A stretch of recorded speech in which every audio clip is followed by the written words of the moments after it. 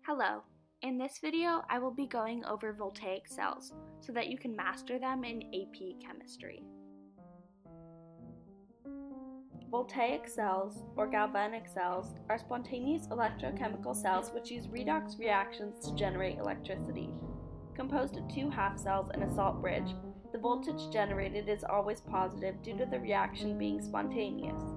With the cathode and anode each making up half of the reaction, oxidation and reduction can occur. Now we will go over the main parts of a voltaic cell.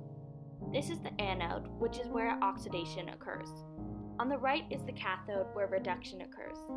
At the top is the voltmeter, which measures the amounts of volts generated.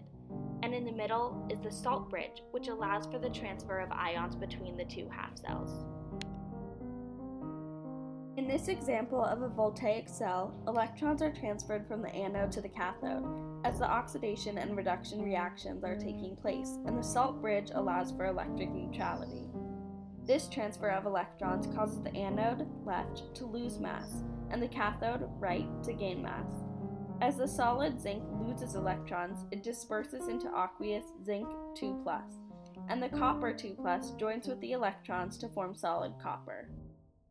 Because of this, the mass of the anode decreases as the electrode loses mass because the zinc dissolves into the aqueous solution.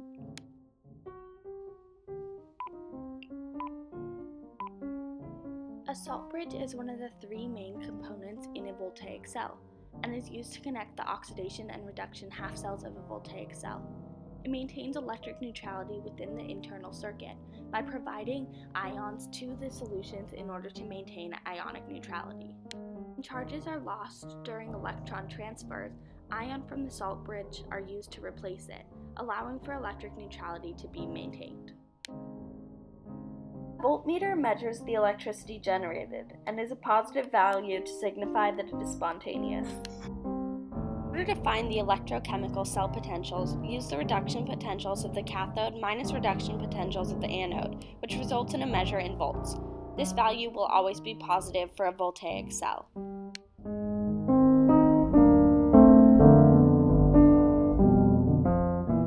To create a cell diagram, write out the two half-cell reactions and determine which is the anode and which is the cathode. The anode is at the left and the cathode is at the right. Oxidation occurs at the anode, while reduction occurs at the cathode, and the salt bridge is in the middle. This picture shows the difference between galvanic and electrolytic cell. While both cells are composed of the main three parts of an anode, cathode, and salt bridge, galvanic cells are spontaneous, while electrolytic cells are not, which is what is the defining difference between these two different cells. This image shows a commercial galvanic cell, which is still composed of the three main key parts of an anode, a cathode, and a salt bridge, and performs just as any other voltaic cell would.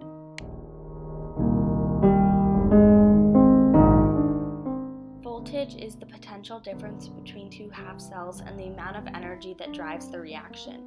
Current is the flow of electric charges.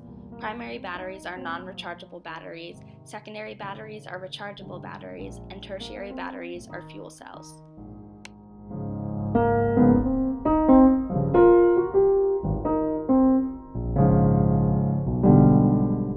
Voltaic cells are composed of two half cells at which oxidation and reduction occur. A salt bridge maintains electric neutrality and allows for the flow of ions, and the anode's mass decreases while the cathode's increases. These reactions are spontaneous, which results in a positive E cell, and cell diagrams are formed using the half-cell reaction.